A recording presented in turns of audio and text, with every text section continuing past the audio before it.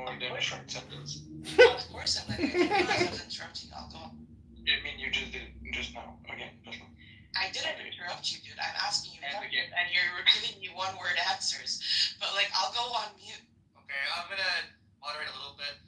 Yeah, her talking when you finish a sentence because she thinks you're done isn't her interrupting. But I will ensure that you get time to speak. So go ahead. Okay, whatever. Yeah, so I don't agree on that definition of apartheid. I think it's too broad. It doesn't include, it doesn't precisely pick out what we were agreeing on about Jim Crow and South Africa. And when you actually make a more precise definition of apartheid, such that it is about a certain country applying laws on its own territory to discriminate against a group of people that it considers inferior in some way, then I would say that definition obviously does not apply to the West Bank.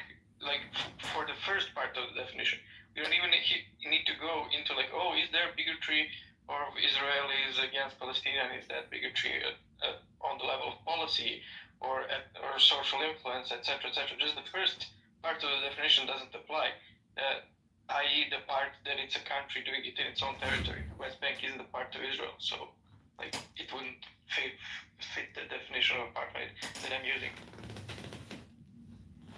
Well, we'll come back to the definition that you're using because I don't think you've actually laid it out. See, I thought that when I asked you about the two instances in question, the U.S. and South Africa, I could have made it a longer introduction and asked about New Zealand and Australia and so on and so forth. But I thought that we had agreed on calling these two scenarios apartheid. Now you're sort of adding the question of attitude, the question of bigotry, and the question of within one country. But Israel doesn't have borders. I don't know if you're aware of this, but Israel doesn't actually acknowledge any borders. It has not committed itself to any borders. So what you call disputed territory, which is internationally recognized as occupied territory, this is under the jurisdiction of Israel to all intents and purposes. That's what there's an entire body of international law that actually governs what an occupier's responsibilities are towards the people on the land that this occupier occupies. But even if we wanted to talk about so-called Israel proper, are you aware that Israel, to this day, has done the following? One, it has not defined what a Jew is. This is an internal constitutional dispute within Israel. Israel doesn't have a constitution, by the way, in case anyone wasn't sure. They still don't have a constitution. What they actually have is something, I forget what the name is, but they have something in the way of a first set of a first set of principles or something like that. And do you know that they still haven't defined what a Jew is? And do you know that nevertheless they have a citizenship law that is applied across 48 proper? When I say 48 proper, by the way, I'm talking about that strip of land that is not Gaza and that is not the West Bank. That's what I refer to as 48 proper because I don't recognize the so-called state of Israel. So inside Israel proper or 48 proper, they do actually have a citizenship law, and it governs what Palestinians are Palestinian citizens of Israel. Okay, these are citizens, right? It governs what they're able to learn of their own language and of their own history in the schools that they attend. That citizenship law is actually a refraction or an echo of early reservation law as it was innovated in the U.S. and Canada in order to govern the entry of indigenous peoples into citizenship. So I don't know at what point this begins to sound to you like there is. I don't really traffic in language like bigotry, but I just think that this question of citizen versus non-citizen has always been definitive of apartheid. Again, which is why I told you, in the context of America, of Jim Crow America, Black people were not citizens. I told you that when I asked you to agree on the definition of apartheid, of actually existing historical examples of apartheid. They gave the example. I'm not done.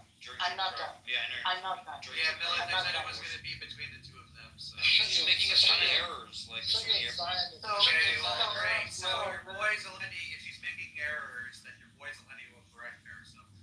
Yeah. So in the U.S. and South Africa examples that I gave you, Zeleny, right? These are people who were living under the jurisdiction of, one party, and that party was controlling separate laws for them, right? And I asked you, would you accept that Jim Crow laws constitute a form of apartheid? You said yes. Would you accept that the separatist nature of apartheid South Africa is apartheid? Obviously, you agreed with that, right? And my question then becomes, what is it about the substantive operation of Israeli law in territory that it controls? What is it about that that differentiates it from the examples that I gave you? In the West Bank, you have separate roads for Arabs and Jews. You have one military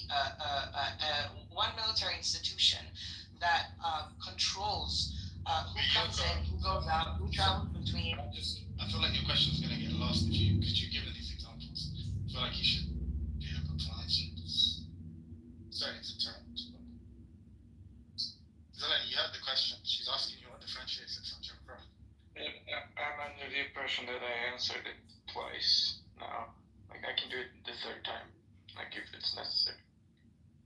You haven't though. I haven't heard what differentiates it. Okay, so under like my conception of apartheid, it's about the country applying like discriminatory laws within its own territory, which USA did against black people, and South Africa also did against black people, which Israel is not doing against Palestinians, because the Palestinians who live in the territory of the state of Israel, like also called like Arab Israelis, have full citizenship and like are not subject to discriminatory laws, whereas like it is applying some discriminatory laws in like what's called either disputed territory or occupied territory.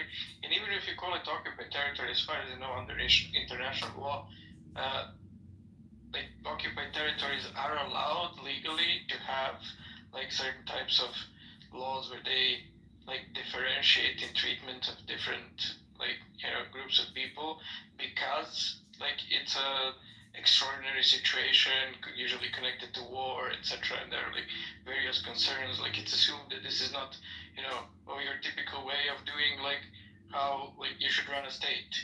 No, this is like something extraordinary that's happening. It's like an exception, to the rule. So yeah, the difference would be it's not like in USA and South African examples. It's a country applying it to its own territory. In Israel West Bank, it's not like that's a difference that I'm talking about. Can I just throw something in the ring really quickly and then you guys carry on? Like, at some point, can you address like clearly there is a convention concerning apartheid. So can you like I don't know whether or not it's you want to appeal to that, Yoko or Zeleny, can you show like why your concept of apartheid is more robust in the convention on the prevention of it? At some point. Why did you get to speak and I don't? This is a debate between those two, and I get to speak as I'm not, and I'm better.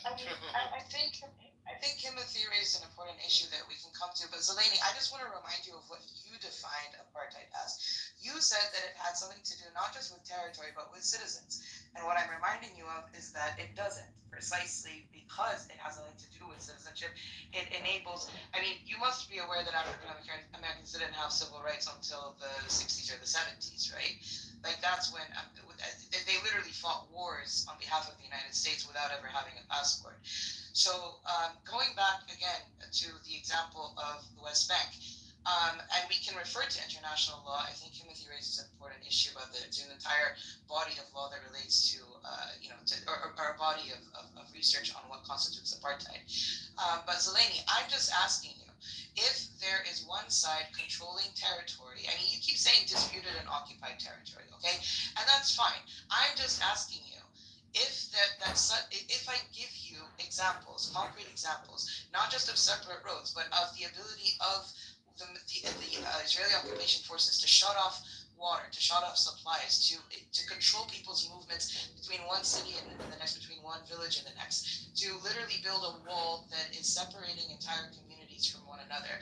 If I tell you there's one side doing this to another, and that there's one side determining who gets any kind of rights and who doesn't, at a time when Israel proper has neither defined what a Jew is, nor drawn any borders as such, meaning it is currently in the process of a very, very real possibility of annexation, that a slow annexation that's been happening for years and for decades. And when I tell you that inside 48 Israel itself, it has neither defined what a Jew is, nor has it acknowledged the full right of Palestinian Israelis to citizenship. It defines what a Palestinian Israeli is, what an Arab Israeli citizen is, according to the willingness of that Arab Israeli to learn their language and to do away with their own history.